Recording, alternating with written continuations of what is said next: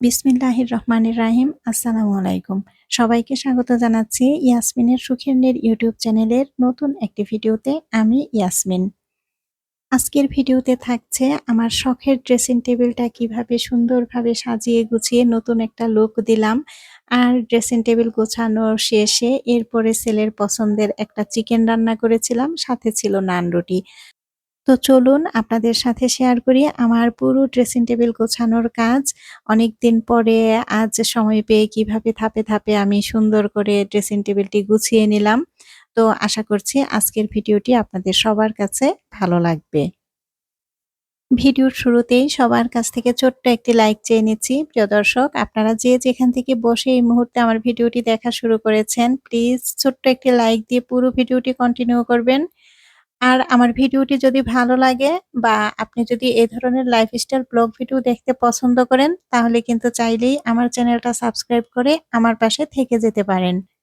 আর চ্যানেলটি সাবস্ক্রাইব করে পাশে থাকা বেল বাটনটি অন করে রাখবেন। আমি যখনই নতুন কোনো ভিডিও আপলোড করব, সবার আগে আপনার কাছে নোটিফিকেশন পৌঁছে যাবে। আর আপনি আপনার মূল্যবান সময় থেকে একটু সময় বের করে আমার ভিডিওটি দেখে নিতে পারবেন। আর এরই মধ্যে এই কাজগুলি যারা করে দিয়েছেন তাদেরকে জানাই অসংখ্য, অসংখ্য ধন্যবাদ। এখন হচ্ছে মাগরিবের নামাজের পরে সন্ধ্যার সময়। তো মাগরিবের নামাজ পড়ে নিয়েছি। তো এই সময়টা দেখলাম যে আমার হাতে বেশ সময় আছে একটু।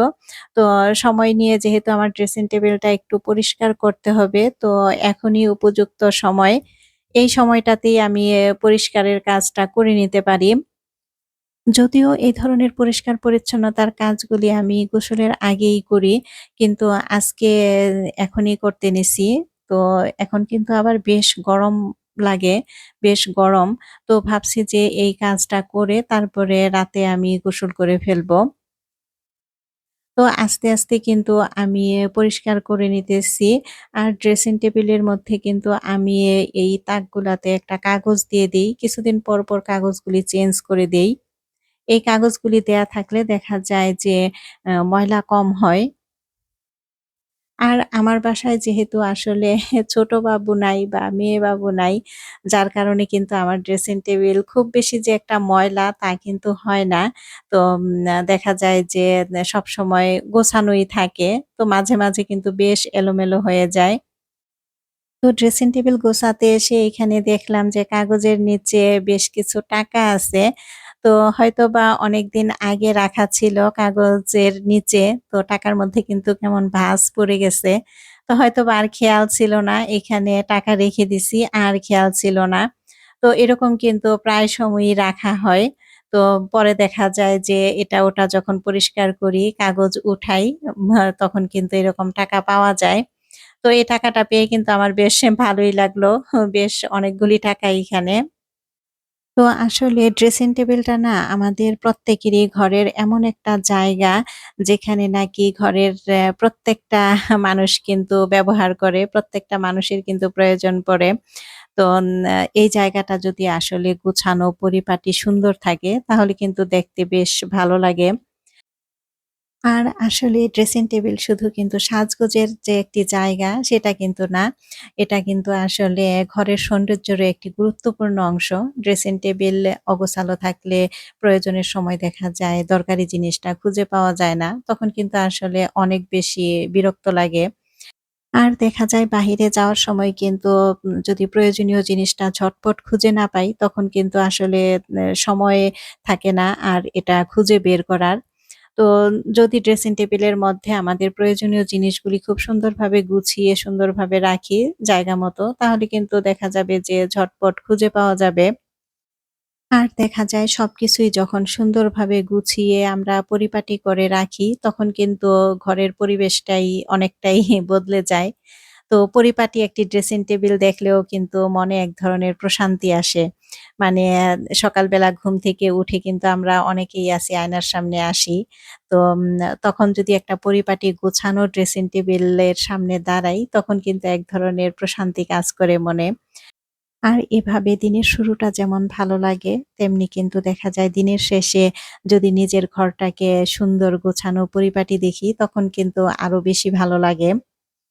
তো ড্রেসিং টেবিল গোছাতে এখন আমি আমার একটা মিষ্টি আপুর কমেন্ট পড়ে নিচ্ছি। তো আসলে আমার প্রত্যেকটা ভিডিওতে কিন্তু অনেক সুন্দর কমেন্টস করেন আপনারা। এই কমেন্টস গুলি পড়তে কিন্তু আমার ভীষণ ভালো লাগে। তো আসলে একেক দিন চেষ্টা করি একেকটা আপুর কমেন্ট পড়ার জন্য। কারণ একটা ভিডিওতে তো আর সবার কমেন্ট পড়া সম্ভব হয় না। সেটা আমরা সবাই জানি। তো আমার গত ভিডিওতে স্টোরিজ বাই নীলা আইডি থেকে প্রিয় নীলা আপু কমেন্ট করেছিলেন, "আসসালামু আলাইকুম আপু।" ওয়ালাইকুম আসসালাম আপু। "সবজি দিয়ে রুটি খেলে সাথে ডিম সিদ্ধ। বিছানা চাদর উল্টিয়ে বিছিয়ে নিলে। সুন্দর লাগতেছে। তেল ছাড়া শুটকি আমিও রান্না করি আপু। অনেক মজা হয়। দেখেই খেতে ইচ্ছা করছে আপু। মাংস রান্না করে নিলে। আপু কিছু মনে করো না। আমার ভিডিও দেখতে দেরি হলেও ফুল ওয়াচ করি। কারণ আমি সবার ভিডিও একটু মনোযোগ দিয়ে দেখতে পছন্দ করি। যখন সময় পাই না কাজ করি আর ভিডিও অন করে রাখি। নুডলস রান্নাও অসাধারণ হয়েছে। ভালো থেকো আপু।" তো প্রিয় নীলা আপু তোমাকে অসংখ্য ধন্যবাদ। তুমি আমার ভিডিওতে এত চমৎকার করে একটি কমেন্ট করেছো। আমার ভিডিওটি এত সুন্দর করে মনোযোগ সহকারে দেখেছো। তো আপু বিছানার চাদরটা উল্টিয়ে বিছিয়েছি। তোমার সেটা ভালো লেগেছে জেনে এটা আমারও ভালো লাগলো। আর আপু সত্যি তুমি যদি আমার কাছাকাছি থাকতে তাহলে কিন্তু আমি তোমাকে এই তেল ছাড়া শুটকি যে রান্না করেছি সেই তরকারিটা দিয়ে আসতাম। তো আপু সেটা তো আর এখন সম্ভব না। যদি কখনো কোনোদিন সম্ভব হয় অবশ্যই তোমাকে আমি খাওয়াবো। আর আপু না আমি কোনো কিছুই মনে করিনি। তুমি যে দেরিতে হলেও আমার ভিডিওটা এত সুন্দর করে দেখেছো, এত মনোযোগ সহকারে দেখেছো সেটাই কিন্তু আমার কাছে অনেক কিছু। আর আপু তুমি সবার ভিডিও একটু মনোযোগ সহকারে দেখতে পছন্দ করো। এটা শুনে কিন্তু আমার খুবই ভালো লাগলো। তো আমিও কিন্তু আপু যার ভিডিও দেখি একটু মনোযোগ সহকারে ভালো করে দেখারই চেষ্টা করি। ভালো করে দেখেই কিন্তু একটা গঠনমূলক কমেন্ট করে আসি। কিন্তু আপু আসলে অনেক সময় দেখা যায় যে কাজ করতে হয়, কাজের মাঝে ভিডিওটা অন রাখি। তখন কিন্তু আর চাইলেও বড় কমেন্ট করার সম্ভব হয় না। দেখা যায় ছোট্ট একটা কমেন্ট করে আসি। কিন্তু আসলে আমি যার চ্যানেলে ঢুকি আমি সবার ভিডিও ফুল ওয়াচ করে আসি। তো আপু তুমি এভাবেই সবসময় আমার পাশে থেকো আর এত সুন্দর কমেন্ট করে আমাকে উৎসাহ দিও। তো আপু তোমার আর তোমার পরিবারের জন্য রইলো আমার মন থেকে অনেক দোয়া আর ভালোবাসা। তো এইখানে কিছু কাজল, তারপরে লিপ লাইনার, লিপস্টিক এগুলা ছিল। তো এগুলা না আসলে ইউজ করা হয় না অনেকদিন। তো এখন ভাবছি যে এগুলা ফেলে দিব। তো এখান থেকে আর শুধুমাত্র একটা লিপ লাইনার রাখলাম। এই কালারটা আসলে আমার কাছে বেশ ভালো লাগে। এই কারণে এটা রেখে দিলাম। আর দেখা যায় কি কিছুদিন পরই একটা করে কেনা হয়। আর এই পুরনোগুলি না আর ফেলি করেও কিন্তু আর ফেলা হয় না।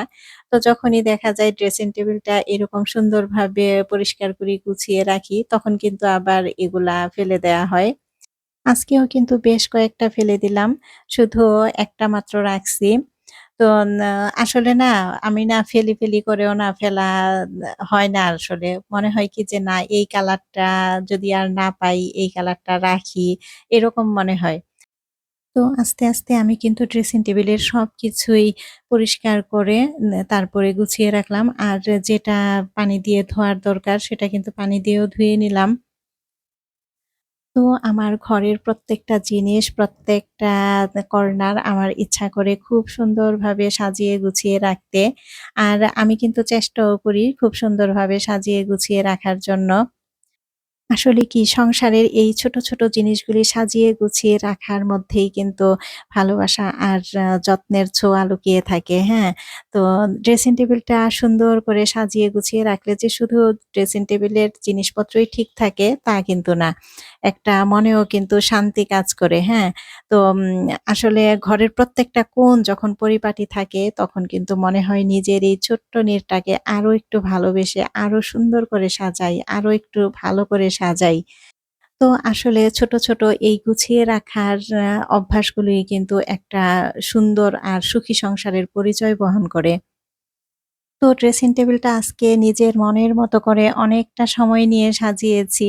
তো এই সাজাতে, সাজাতে যে কখন সময়টা অনেক বেশি চলে গেছে টেরই পাই নাই। তো এরপরে কিন্তু আমি রাতে গোসল করে নিছি। গোসল করে এরপরে রাতের খাবারটা রেডি করার জন্য চলে আসছি। তো ছেলে বলছিল যে নান রুটি খাবে আর সাথে চিকেন খাবে। তো আমি আর নান রুটি যে বানাবো ঘরে সেই এনার্জিটা আমার আর ছিল না। তো ওকে বলছি যে, "তুমি নান রুটি কিনে নিয়ে আসো আর আমি চিকেনটা রান্না করি ঘরেই।"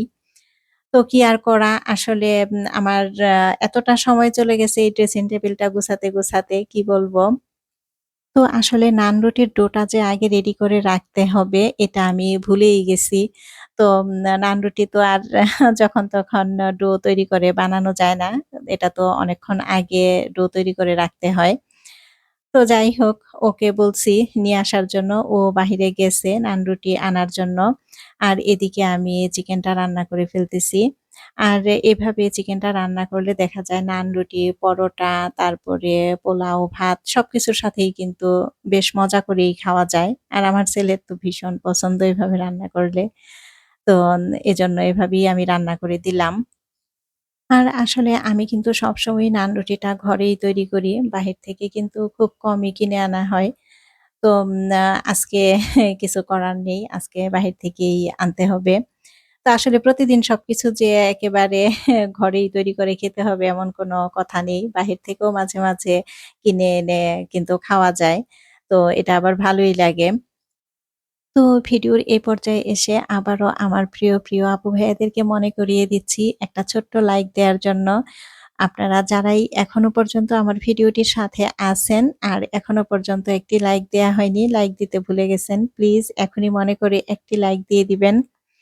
আপনার এই একটি লাইক আমার কাছে অনেক, অনেক মূল্যবান। কারণ আপনার এই একটি লাইকের কারণে আমার এই ভিডিওটি কিন্তু আরো অনেকের কাছে পৌঁছে যাবে। আর এদিকে আমার কিন্তু মাংসটা রান্না করা শেষ। এভাবে মাংসটা রান্না করলে আসলেই অনেক বেশি মজা হয়। আর এদিকে আমার ছেলে কিন্তু নান রুটি নিয়ে আসছে।